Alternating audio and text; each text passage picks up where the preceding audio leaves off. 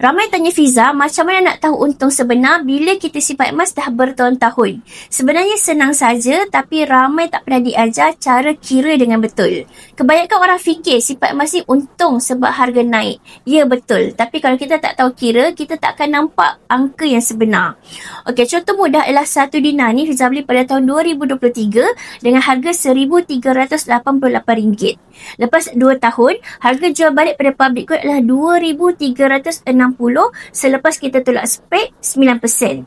So, kiraan untung dia adalah RM2,360 tolak dengan RM1,388, kita akan dapat RM972. Itu untung bersih selama 2 tahun. Untuk dapat peratus pula, 972 bahagikan dengan RM1,388 darabkan dengan 100%, iaitu 70% keuntungan dia. Peratus setahun adalah 35%.